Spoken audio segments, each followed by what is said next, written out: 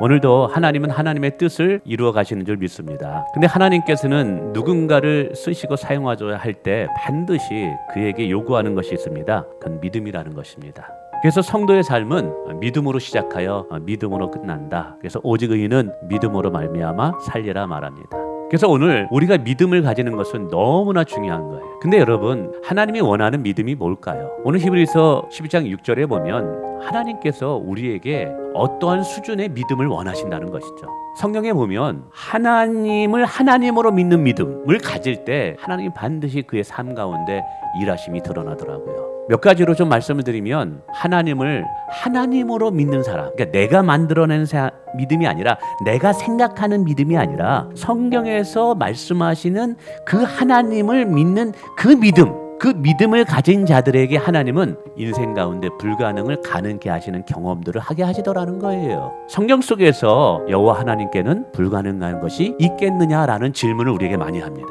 사람에게는 불가능해 보여요. 사람에게는 이건 안 되는 일이에요. 근데 그때마다 하나님께서 우리에게 나타나셔서 하시는 질문이 있어요. 그게 뭐냐? 여호와께는 불가능한 것이 있겠느냐? 이 질문이 뭐라는 거예요? 불가능한 것이 있다 없다? 없다라는 거예요. 나의 하나님은 불가능한 것을 가능케 하시는 하나님을 믿느냐 이 말이죠. 바로 이 믿음이 하나님을 기쁘시게 하는 거예요. 이 믿음이 우리에게 상을 가져오게 만드는 거예요. 여러분, 성경의 로마서 8장에 아브라함의 하나님이 우리의 하나님이시래요. 그럴 때 오늘 하나님이 우리에게 분명히 불가능을 가능케 하시는 경험을 하게 될 줄을 믿습니다. 두 번째, 하나님을 하나님으로 믿을 때 없는 길을 여시는 분으로 소개하고 있어요. 출애굽기 14장에 보면 이스라엘 백성들이 애굽을 탈출하게 됩니다. 근데 하나님께서 인도한 것이 어디냐? 홍해 앞이에요. 바로라는 악한 왕이 수많은 군대를 이끌고 이스라엘을 죽이기 위해서 몰려오고 있습니다.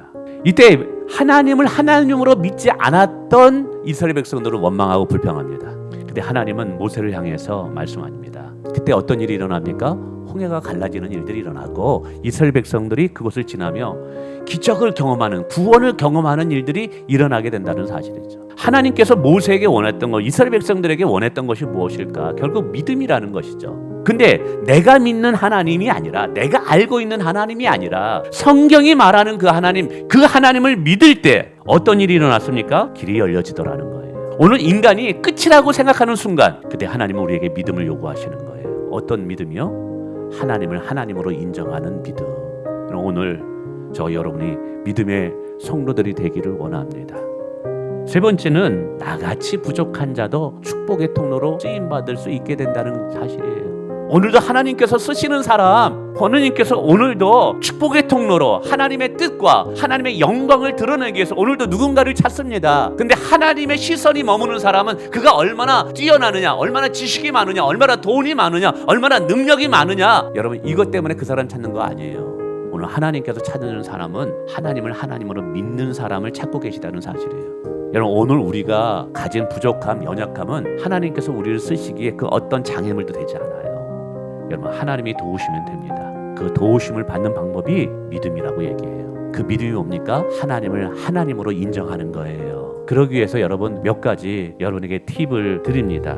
실제적으로 우리의 삶에 뭘 적용해야 될까? 첫 번째, 여러분의 생각을 하나님의 말씀으로 지배받도록 하세요. 우리 생각이 어떠하느냐에 따라서 그것이 믿음으로 표출된다라는 거예요. 여러분, 생각에서 지지 마십시오. 여러분의 생각을 하나님의 말씀에 지배받게 하십시오. 두 번째는 우리의 감정을 기도로 바꾸셔야 돼요. 여러분, 기도에 유익이 있어요. 기도는 나의 상황을 바꾸기도 하지만 상황을 바뀌기 전에 내 마음의 상태를 바꾸더라고요.